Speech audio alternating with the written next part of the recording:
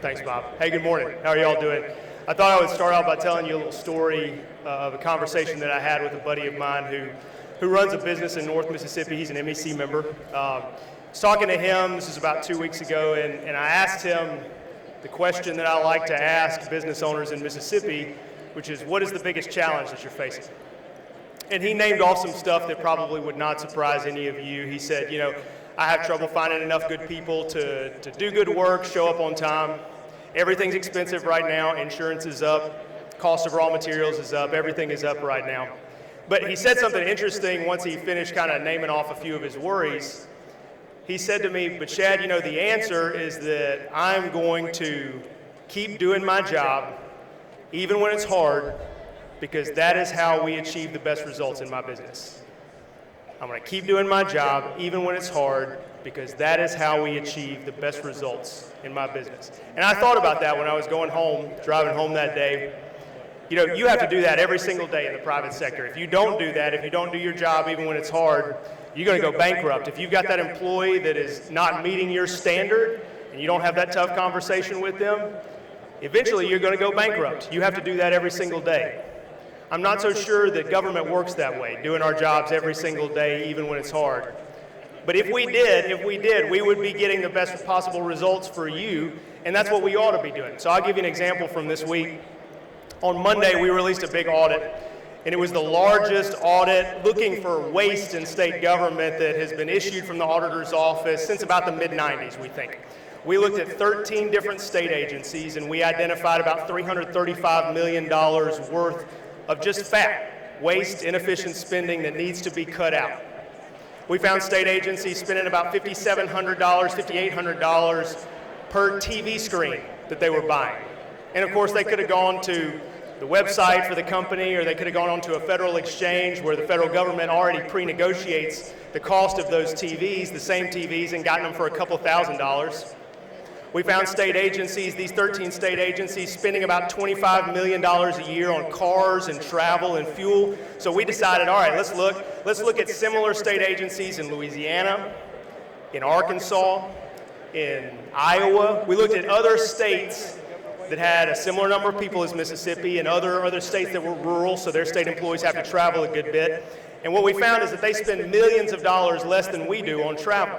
We found unused office space in state government. So one state agency was operating with about 800 square feet of office space per employee. That's basically a small apartment for every single employee. Just stuff that doesn't make much common sense, stuff that we need to cut out, leases, office leases that we need to cut out.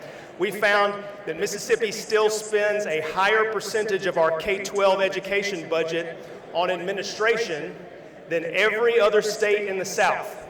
We spend a higher percentage of our K-12 education budget on administration than every other state in the South. Look, I know we have to spend on back office functions in our schools.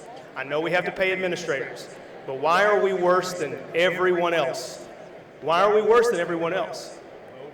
So we pushed out this report, and the reaction was kind of interesting. So one state agency head that we audited, she said, look, I actually kind of appreciate this. I looked at it, and it's got some stuff that we've been working on. It's got some stuff that I need to work on, so this is helpful. And really, that's the right reaction, right? If I have an employee that comes up to me, or you have an employee that comes up to you in your business, and they say, hey, boss, I think that we could cut out this spending, or we could be doing this thing a little bit better. You like hearing ideas like that. I like hearing ideas like that. It gives you something to do to make your business a little bit better and more efficient. I'm all ears for ideas like that. Like 3 people got that joke. I'm all ears.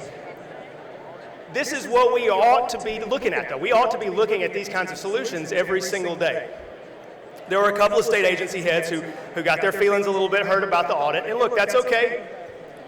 You've got a right to your own opinion about the audit, but we have to, in government, we have to stop worrying about keeping everybody happy all the time, and we've got to start worrying about doing our jobs every single day, even when it's hard, because that is how we achieve the best possible results for the taxpayer. And look, we've got to do this. We have serious challenges on the horizon as a state. I think we've made a ton of progress in Mississippi in the last few years, but everybody in this room knows that we have serious challenges ahead of us. I looked at federal data the other day. 54% of babies born in Mississippi are born to an unwed mother. 54%. 54%. That is a catastrophic number. We're the highest in the country. And look, everybody knows that those kids who are born into those households, they can succeed. I have single mothers in my own family. They can succeed, but statistically, it is just harder for those kids. They are 20 times more likely to go to prison. And we wonder why we have the biggest per capita prison population.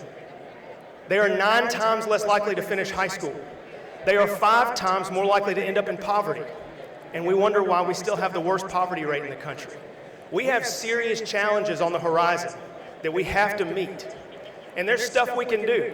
There are classroom programs, mentorship programs, teachers in those kids' lives that are changing their lives, but we are not going to address these big challenges if we continue wasting money down the drain of administrative costs in K-12 education, for example. We have to be willing to change some of those things.